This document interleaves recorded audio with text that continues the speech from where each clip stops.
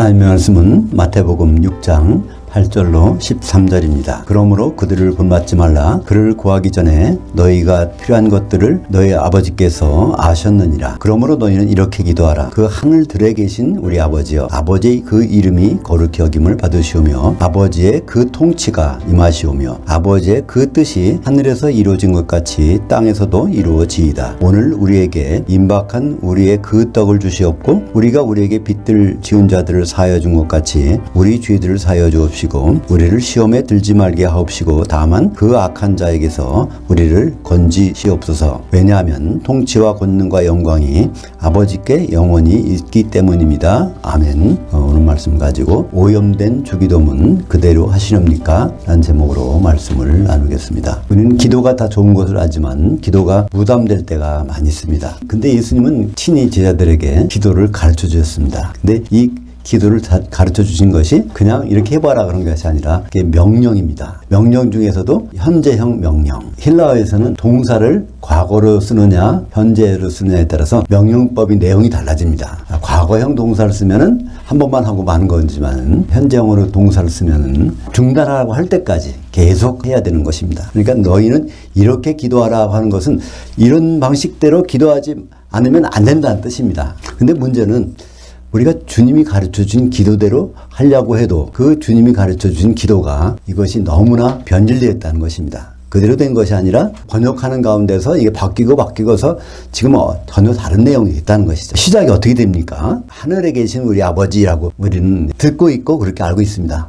그래서 아버지는 하늘에 계신가 봐 그렇게 하는데 예수님은 그렇게 가르쳐 주신 적이 없어요. 한 번도. 예수님은 항상 하늘들에 계신 우리 아버지여. 예수님도 그렇게 말씀하셨고 항상 그렇게 소개하십니다. 그러니까 하늘들과 하늘은 전혀 다른 것입니다. 그게 비슷하다면 그렇게 해도 되는데 전혀 다른 곳에다가 그걸 바꿔서 말한다면 그게 어떻게 되겠습니까? 그러니까 단수의 하늘과 쌍수의 하늘. 그러니까 헬라어에서는 쌍수라는 게 없지만 구약의 히브리어에는 쌍수가 있어요. 그러니까 구약의 히브리어에 있는 것을 헬라어로 바꾸기 때문에 복수로 되어 있는데 사실은 하늘과 하늘들, 쌍수의 하늘들과 단수의 하늘이 있다는 것입니다.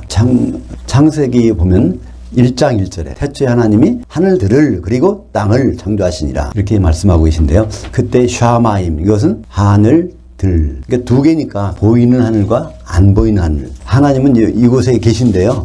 아버지께서 계신데 아버지를 우리 못 보는 이유가 있습니다. 안 보이는 하늘에 계시니까. 근데 그것은 따로따로 떨어져 있는 것이 아니라 같이 섞여 있는 공간인 것입니다. 그것을 예수님께서 구분해서 말씀해 주셨어요. 단수의 하늘에서 내려온 자, 인자 외에는 단수의 하늘로 간 자가 없느니라. 그래서 단수의 하늘과 쌍수의 하늘을 구분해서 예수님이 말씀해 주셨고 그래서 예수님은 지금 어디 계실까요? 하늘들에 안 계십니다. 여기 안 계세요. 셋째 하늘에 계십니다. 근데 하나님 아버지께서는 지금 이 쌍수의 하늘, 우리가 있는 곳에 계신 것입니다. 고린도후서 12장 2절에 보면 사도 바울이 영이 빠져나가서 셋째 하늘에 가 있던 것을 간증하고 있습니다. 그러니까 하늘은 많은 것 같지만 개수를 따지면 3개예요. 그러니까 이 2개의 하늘과 거기 벗어나면 1개의 하늘, 단수의 하늘. 근데 그것을 왜 셋째 하늘이라고 하는지 아십니까? 왜냐하면 우리가 있는 곳에서 보면 이 하늘들을 벗어나야 2개의 하늘들을 벗어나야 거기니까 그게 셋째가 되는 것입니다. 원래는 하늘이 하나밖에 없었는데 하나님의 하늘이 하나밖에 없었는데 태초에 하늘들을 창조하시다 보니까 그 원래 있던 하늘은 셋째 하늘이라고 불리게 된 것입니다. 그러니까 우리는 아버지 하나님께서는 하늘을 창조하시고 그냥 계신 것이 아니라 하늘들 속에 들어와서 우리와 함께 지금 계신 것입니다. 이 하늘들은 아주 특별한 것입니다. 창세기 1장 1절에 하늘들이 나오죠. 또 요한계시록에도 한번 하늘들이 나옵니다. 물론 우리말 번역이나 다른 번역은 하늘들이라는 것을 번역하지 않고 하늘이라고 넣기 때문에 그것을 우리는 구분할 수 없지만 원전을 보면요. 요한계시록 12장 12절에 거기에 하늘들이 나오죠. 그러므로 하늘들과 그 가운데 장막 칠 자들은 즐거워하라. 우리는 이런 사람들입니다. 하늘들과 그 가운데라는 건 하늘들 안에 뭐가 있죠? 공중이 있습니다. 거기다가 장막 칠 사람들은 즐거워하라는 것입니다. 그것이 셋째 하늘에서 오실 주님이 하늘들로 들어와서 거기에 공중에서 우리를 만나는데 그때 심판하시고 이기는 자들 위에다가 장막을 치신다고 요한계시록 7장 15절에 나와 있습니다. 그러니까 주님은 어디로 오시죠? 공중은 오십니다. 데살로니가전서 4장 16절, 17절에 보면 주께서 호령과 천사장의 음성과 하나님 나팔로 친히 하늘로부터 강림하실 때 그리스도 안에 죽었던 사람들은 이제 부활하고 그때까지 살아있던 사람들도 그들을 뒤따라서 공중에 올라가서 주님을 만나게 된다고 했습니다. 그러니까 그 자리에서 그리스도 심판대가 있고 거기 이기는 자들 위에다가 장막을 치는 것이 요한계시록 7장 15절에 나오게 되는 것입니다. 그래서 이 하늘들은 그냥 적당한 것이 아니라 우리가 반드시 기억해야 될 것이고 그곳에다가 우리는 장막을 치게 될 것입니다. 이 내용들이 고린도후서에도 자세히 나와 있어요. 고린도후서 5장 1절에 만일 땅에 있는 우리의 장막집이 무너지면, 이때 장막집은 스케노스라고 해서 하나님의 장막, 그러니까 이 땅에 지금 있는 장막이 뭘까요? 이게 이제 교회죠. 이 지상교회가 무너질 때가 있다는 것입니다. 언제 무너질까요? 주님이 오시면 교회의 기둥 역할하는 성도들은 다 올라가니까 기둥이 빠지면 지상에 있는 교회 장막집은 무너지게 되어 있습니다. 계속 보면 하나님께서 지으신 집, 곧 손으로 지은 것이 아니요 하늘들에 있을 영원한 집을 우리가 가지는 줄 아느니라.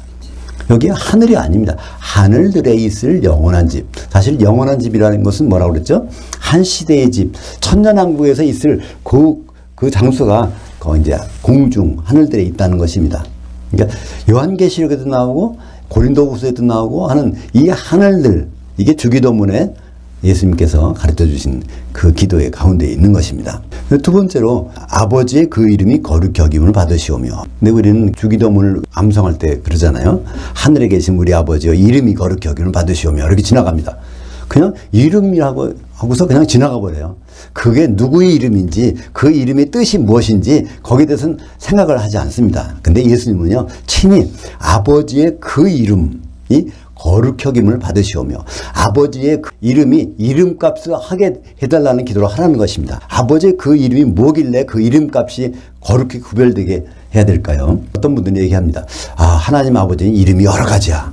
여호와 이레, 여호와 니시, 여호와 삼마, 여호와 라파 해서 치료하시는 하나님, 승리해 주신 하나님, 준비하신 하나님, 이런 식으로 하나님 이름이 굉장히 많다고 그러는데요. 그것은 그 이름에 대한 것을 설명하는 것이지 여호와 하나님의 이름은 단 하나입니다. 아버지의 그 이름이 이게 단수예요. 아버지의 이름이 있는 게 아닙니다. 아버지의 그 이름, 그 무엇일까요? 하나님 아버지께서 직접 모세에게 일러준 그때 그 이름을 보면 알 수 있습니다. 출애굽기 3장 15절 하반절에 너희 조상의 하나님 여호와, 이게 여호와가 이는 나의 영원한 이름이요 대대로 기억할 나의 칭원이라. 하나님 아버지의 이름은 여호와 하나밖에 없습니다. 물론 발음할 때 그것을 야훼라고 발음할 수도 있습니다. 그러니까 여호와 야훼 이거 하나밖에 없어요.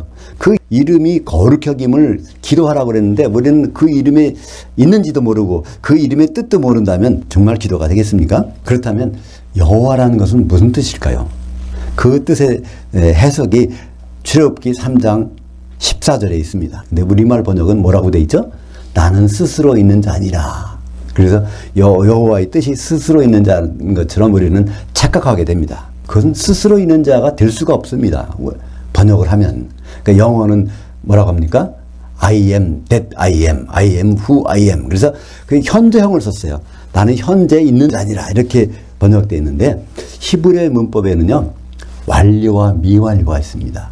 이것은 어떻게 되냐면 미완료로 되어 있어요. 미완료라는 것은 현재가 아닙니다. 과거에 하고 있는 것들, 앞으로 될 일들을 미완료로 나타내는 그것이 여호와의 뜻이라는 것이에요. 그러니까 여호와라는 그 의미는요 히브리어 동사에 하야 동사가 있습니다. 하야라는 것은요 무엇이 되다. 그러니까 저녁이 되고 아침이 되니 이는 첫째 날이다. 그때 되고 되다 되고 되다. 이것을 히브리 말로 하야라고 하는데 이 하야의 1인칭 미완료 사역형. 그러니까 1인칭이라는 것은 하나님 아버지가 내가 라고 할 때 그 1인칭. 미완료, 과거 했던 일, 또 미래 할 일, 그 미완료요. 거기다가 사역형이니까 사역형은요 무엇이 되게 한다는 것입니다. 그러니까 에흐예 아쉐르 에흐예라고 되어 있는데 에흐예라는 것이 바로 하야 동사의 1인칭 미완료 사역형. 그러면 하나님 아버지께서는 도대체 무슨 일을 하고 계셨던 것일까요? 그리고 하나님 아버지께서는 도대체 무슨 일을 할 것인가? 창세기 1장에는 없고 2장 4절에 보면 여호와라는 이름이 처음으로 등장합니다. 그 여호와 이름이 등장할 때 그게 무엇이 나올까요? 하나님 아버지께서 천지를 창조하실 때 땅과 하늘들을 제조하신 그때에 그러니까 여호와 이름이 처음 나온 것입니다. 그러니까 엿새 동안 하신 일이 그게 하나님께서 처음으로 과거에 하셨던 일이라는 거예요.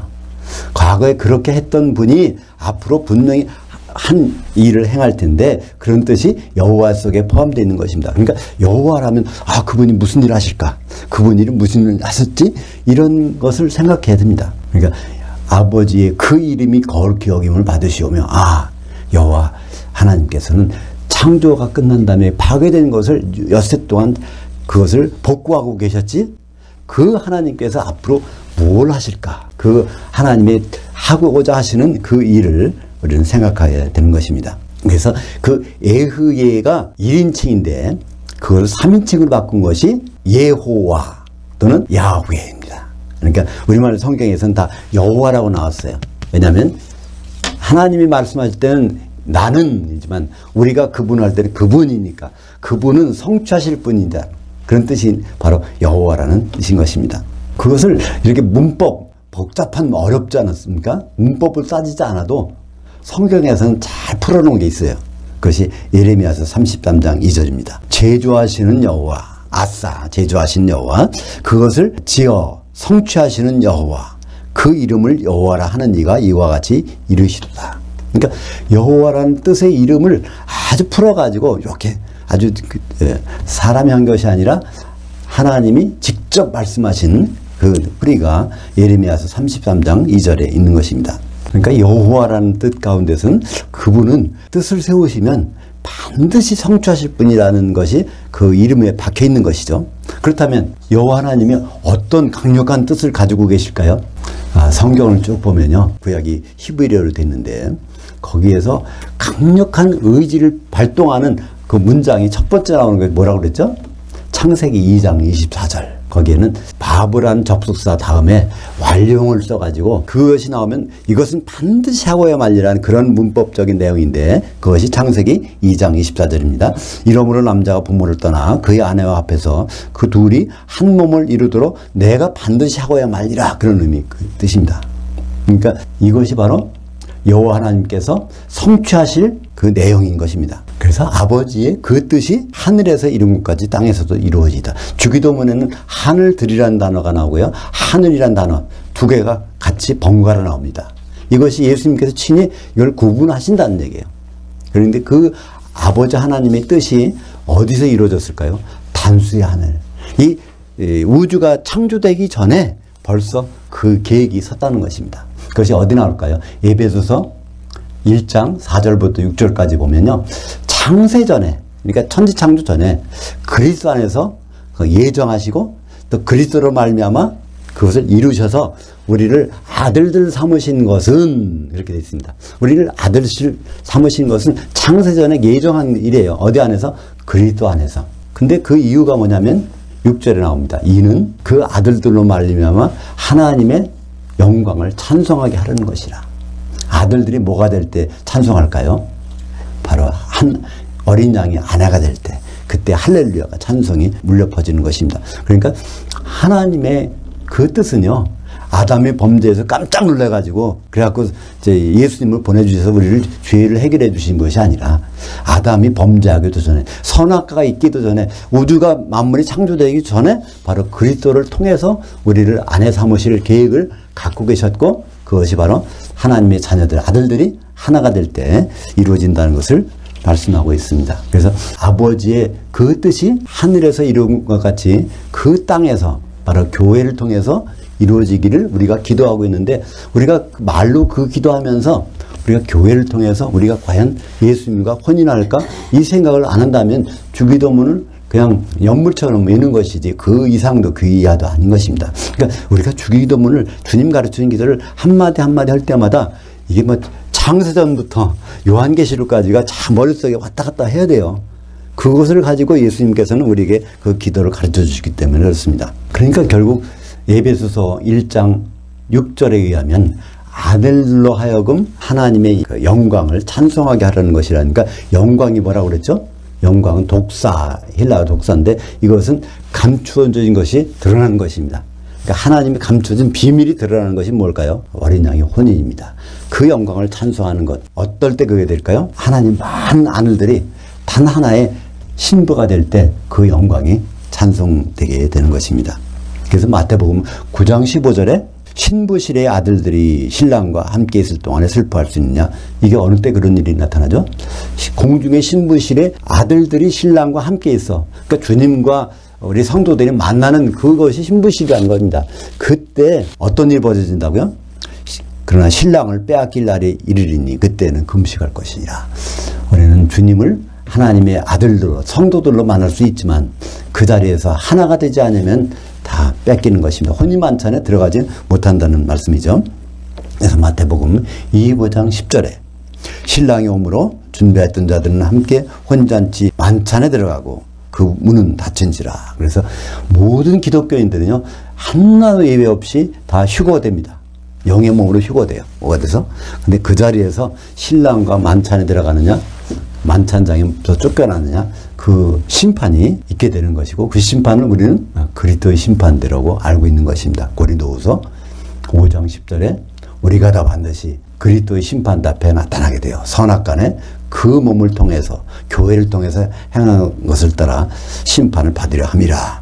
주기도문은 두 부분으로 되어 있습니다. 하나님에 관한 것, 하나님의 이름과 하나님의 통치와 하나님 아버지의 뜻과 거기에 대한 기도 이어지는 것이 무엇일까요? 그럼 우리들에 대해서 한 기도가 나옵니다. 우리들이 어떤 필요한 것을 먹을 것 달라는 기도가 아니라 전혀 다른 기도입니다. 이 주기도문 시작하기 전에 어떤 말씀이 있었습니까? 너희가 구하기 전에 너희가 있어야 될 것을 하나님 아버지께서는 다 아셨느니라. 완료형이에요. 그러니까 우리는 다 아셨으니까 너희들이 필요한 걸 구하지 말고 대신에 이것을 구해. 아버지의 것. 그리고 우리가 공동체에서 뭘 할 것인가 그걸 구하라고 그러는데 여전히 우리는 매일매일 일용할 것을 구하라는 줄 알고 우리가 주기도문을 읽을 때마다 우리에게 날마다 일용할 양식을 주옵시고 이렇게 기도합니다. 예수님이 가르쳐줄 때는 양식이란 단어가 없어요. 그게 떡이란 단어입니다. 생명의 떡. 그러니까 일용할 양식이 아니라 임박한 그 떡을 임박하다. 에피우시오스. 그 떡은 아르토스입니다. 이것을 갖다가 일용할 양식이라고 번역해 놓으니까 우리는 매일매일 필요한 것을 우리가 스스로 해결하는 것이 아니라 다 하나님께 구해서 받아가지고 써야 된다. 이렇게 얘기하고 있는 것입니다. 주기도문에 주신 목적이 우리가 필요한 것은 다 하나님이 아셨으니까 우리가 필요한 것 말고 아버지의 것과 우리 교회 공동체의 것을 구하라고 했는데 우리는 여전히 다시 돌아가서 각자 필요한 것을 구하는 이런 해프닝이 벌어지고 있지 않습니까? 근데 여기서 왜 임박한 그 떡이라고 하셨을까요? 예수님이 당시 제자들에게 그것은 아직은 오지 않지만 곧 올 거야. 그러니까 내가 곧 죽을 거야. 그럼 부활할 거야. 그러면 다시 하늘에 올라가서 성령을 보내줄 거야. 그때 그것을 그 시기를 가리킬 때 임박한 그 떡, 생명의 떡이라는 것입니다. 예수님이 요한복음 6장에 보면 뭐라고 그랬습니까? 오병이 기적 다음에 쭉 나오는 거예요. 나는 하늘에서 내려온 생명의 떡이라, 떡이라. 바로 예수님이 생명의 떡이고 예수님이 이름으로 보내줄 성령께서 바로 생명의 떡이라는 것입니다. 그 이스라엘 떡을 대해서 우리는 자세히 이해할 필요가 있어요. 이스라엘에서 떡하면요. 떡하면 이 속에 반드시 기름이 있습니다. 그죠? 눈에 안 보이지만 기름으로 반죽된 것이 그 떡이니까. 그러니까 그 떡이라는 것은 바로 성령의 기름이 들어있는 것이고 그것이 바로 우리는 성령이라는 것을 알 수 있습니다. 우리가 매일 구해야 될 것은요. 바로 그 성령 충만입니다. 일용할 양식이 아니라 성령 충만. 양식이란 단어는요. 헬라어로 브로시스 또는 브로마라고 그래서 전혀 다른 단어예요. 떡이라는 단어, 빵이라는 단어는 아르토스고요. 그러니까 떡과 양식은 전혀 다른 것입니다. 누가복음 11장 13절 너희 하늘 아버지께서 아버지를 구하는 자들에게 성령을 주시지 않겠느냐. 그래서 우리는 주기도문 하는 목적이 바로 성령을 받기 위해서 한다는 것을 알 수 있습니다. 왜냐하면 공중 신부실에서 수많은 하나님의 아들들이 올라가 있는데 거기서 한 신부가 되려면 반드시 성령의 기름이 준비되어야 되기 때문에 그렇습니다. 에베소서 4장 3절에 보면 평안에 매는 줄로 성령의 하나 되게 하신 것을 힘써 지키라. 하나 되는 일이 왜 필요할까요? 다수가, 복수가, 단수가 되는 일이니까 그 일은 성령이 아니고서는 불가능합니다. 성령이 하시는 일은 참 많지만 그걸 하나로 요약하라고 하면 한 신부 되는 것. 여러 아들들이 한 신부 되기 위해서는 성령이 필요합니다. 그 다음에 계속해서 나오는 것이 우리가 우리에게 빚진 자들을 사하여 준 것 같이 우리의 죄들을 사하여 주옵시고, 이것은 우리 상호 간의 관계예요. 개인 기도가 아닙니다. 주기도문요 개인 기도가 아니에요. 마태복음 6장 6절에 보면 개인이 하는 것에 대해서 나와 있습니다. 마태복음 6장 6절, 너는 기도할 때에 내 골방에 들어가 문을 닫고 은밀한 중에 계신 내 아버지께 기도하라. 은밀한 중에 보시는 내 아버지께서 갚으시리라. 그래서 거기 한번 너 개인을 나와 있어요. 그 다음 다른 데서는 너희야, 너희가 기도한, 교회 공동체가 기도하는 것을 쭉 얘기하다가 한번 내가 개인적으로 기도할 때는 다른 사람한테 보일 필요 없이 아버지 하나님께 은밀히 기도하라는 말씀이 있는 것입니다. 그래서 여기에 우리에게 빚진 자들 용서해 준 것까지 우리의 죄들 용서해 달라는 그 기도를 하는 중에 내가 형제 간에 어떤 관계인가, 원망들을 말한 일이 없는가, 그 상태를 우리가 따져야 되는 것입니다. 마태복음 5장 22절에 성경에서 지옥이 맨 처음 나오는 곳 한번 볼까요? 나는 너에게 이르노니 형제에게 노하는 자마다 심판을 받게 되고 형제를 대하여 나가라는 자는 공회에 잡혀가게 되고 또 미련한 놈이라 하는 자는 불지옥에 들어가게 되리라. 여기에 형제들, 성도들 간의 관계에서 이러한 원망 들을 만한 일이 있으면 안 된다는 것이죠. 빚진 것이 있으면 안 된다는 것이에요. 그 일이 가능하려면 어떻게 해야 될까요? 서로 사랑하는 일밖에 없습니다. 그죠? 그 사랑도 어떤 사랑이에요? 아가페 사랑으로. 그죠? 세상에 없는 사랑. 성령께서 우리에게 주시는 그 성령으로 준 아가페 사랑을 하고 있는지 안 하고 있는지 그거를 점검해 보라는 얘기입니다. 요한복음 13장 34절, 너희는 서로 사랑하라. 내가 너희를 사랑한 것 같이 너희는 서로 사랑하라. 이것은 현재형 명령이에요. 근데 그 명령은 거의 지키기가 불가능해. 왜냐하면 아가페 사랑으로 사랑하라고 하니까. 근데 그것이 가능한 방법이 있습니다. 로마서 5장 5절에 성령을 통해서 부어주시는 아가페 사랑. 그러니까 성령 속에서는 항상 아가페 사랑이 흘러나오니까, 그러니까 우리가 서로 형제를 아가페 사랑으로 사랑하고 있다면 어떤 증거가 될까요? 성령의 충만한 증거가 됩니다. 우리가 아가페 사랑을 형제를 사랑하지 못한다면 내 성령이 없는 거예요. 다 말라버린 겁니다. 그죠?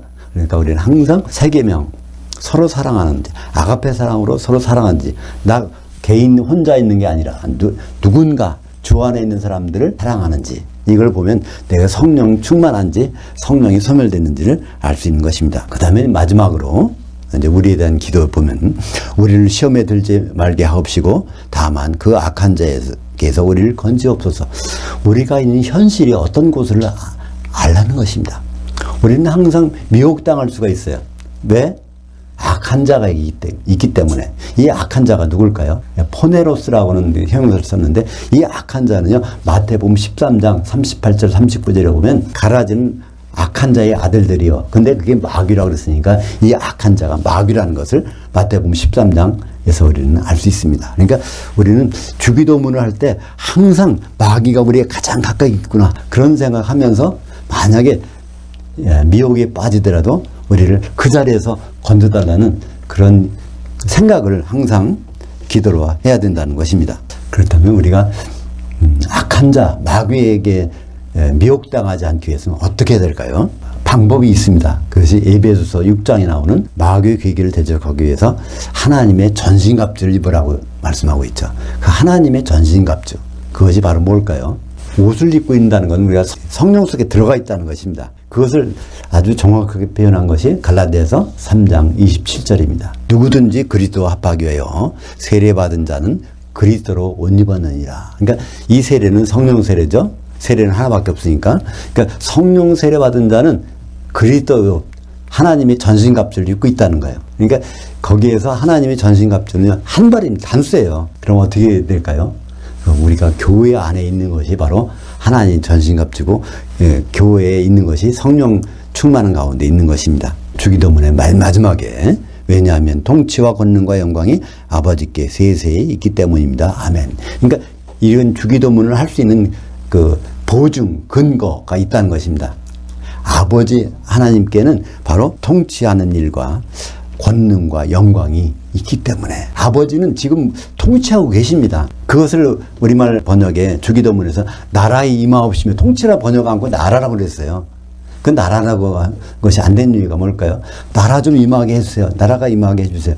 이것은 기도가 잘못된 거예요. 예수님이 이 기도를 가르쳐 주실 때 그때 이미 천국이 임하에 있습니다. 그죠? 예수님이 말씀하셨잖아요. 마태복음 12장 28절에 내가 성령을 힘입어서 귀신을 쫓아내는 것이면 하나님 나라 천국이 이미 임하에 있느니라. 그러니까 임하에 있는 나라를 보고 임하에 있게 해주세요. 있게 해주세요. 이게 말이 안 되는 거잖아요. 네, 그런 혼동이 있게 되는 것은 바실레이아라고 하는 것이 나라를 번역할 수도 있고요. 통치로 번역할 수 있습니다. 그러니까 나라가 임한 다음에는 그 다음에는 무슨 일이 벌어지죠? 하나님의 통치가 이루어져 있는 것입니다. 언제까지 통치하실까요? 통치가 요한계시록 19장 6절부터 8절까지 보면 어린 양의 혼인이 이루어진 것, 그때가 통치하셨도다. 그때까지는 하나님 아버지께서는 통치하세요. 언제부터? 계속 예수님이 성령으로 세례 받으신 다음부터 계속 아버지는 통치하고 계세요. 언제까지? 어린 양의 혼인이 될 때까지 통치하고 계십니다. 그래서 그 통치가 중요한 것입니다. 나라와 권세와 영광이 아버지께 영원히 있사옵나이다. 이것은 참 오염된 번역이에요. 그죠? 나라와 권세, 그 말이 아닙니다. 나라가 아니라 통치와 권세가 아니라 권능과 영광이 아버지께 영원히 있기 때문에 우리는 감히 이런 기도를 할 수 있습니다. 그런 뜻입니다. 이렇게 아버지가 하늘들에 계시다는 것도 없어지고 그 아버지 이름이 뭔지도 생각하지도 않고 아버지 통치가 지금 수행되고 있는데 아버지 나라 좀 오게 해주세요. 그리고 양식을 구하지 말고 그 떡을 구하라고 했는데 일용할 양식 좀 주세요 하는 이런 기도는요 얼마나 오염됐는지 모릅니다. 우리가 어떤 음식도요 오염됐다 그러면 그냥 먹으면 배탈이 나거나 상하지 않습니까? 그죠? 하나님의 말씀도 이 주기도문도 그래요. 그걸 그냥 오염된 걸 그냥 먹다 보면 우리는 어딘가는 무슨 탈이 나고만 합니다. 그러니까 하늘들이 있는지도 모르다가 나중에 하늘들에 가서 장막 치는 걸 하는 준비가 전혀 안 돼 있잖아요. 그죠? 그러니까 맨날 일용할 양식 구하다가 정말 생명의 그 떡 성령을 우리가 구하지 않는다면 우리가 어떤 낭패를 당할지 모르는 것입니다. 그래서 오늘 제목대로 오염된 주기도문 그대로 하시렵니까? 우리는 그대로 했다가는 하루 이틀은 뭐가 잘못된 걸 먹어도 괜찮을 수 있어요. 근데 계속 그걸 먹다 보면 우리는 참 어떤 병에 걸릴지 모르는 것입니다. 사랑하는 여러분, 이렇게 좀 기도하라고 예수님이 하셨으니까 우리는 그대로 할 따름입니다. 예수님이 과연 이렇게 기도라고 하는 그 내용이 무엇인가를 우리가 잘 봐야 될 것입니다. 우리는 참 행복한 사람들이에요. 불과 수십 년 전, 그 전만 있어도요, 주기도문의 내용을 제대로 알 수가 없었습니다. 성경 원전을 쉽게 접근할 수 없었어요. 근데 우리는 지금 마음만 먹으면요, 자기가 직접 하지 않더라도 얼마나 쉽게 성경의 원전을 접근할 수 있을지 몰라요. 그죠? 그걸 위해서 하나님은 성경 교사들을 주셨고, 목사들을 세우셨습니다. 그러니까 우리는 이 시대에 살고 있어요. 마음만 먹으면 예수님이 주신 기도의 내용이 무엇인지를 다 알 수 있어요. 그냥 선입관에 박혀갖고 있는 게 아니라, 왜냐하면 지금 시대는 정보화 시대이기 때문에 그렇습니다. 하나님께서 이 시대에 우리가 태어나게 된 것을 우리는 감사할 수가 있게 되는 것입니다. 기도하겠습니다. 하나님 아버지 감사합니다. 오늘 주기도문을 다시 한번 살펴봤습니다. 주님이 친히 제자들에게 주셨던 주기도문, 그 가운데 놀라운 비밀한 것들이 빼곡히 쌓였는데 그것들이 다 없어지고 빈 껍데기만 남은 그런 것을 우리는 암송할 때가 있었습니다. 다시 한번 주님께서 직접 가르쳐 주신 그 주기도문 속에 들어가 하나님의 창세전과 더 먼 미래의 새 예루살렘까지 그 일을 항상 우리 머릿속에서 되뇌이면서 주님 맞을 준비를 할 수 있도록 인도하여 주시옵소서. 예수님 이름으로 기도합니다. 아멘.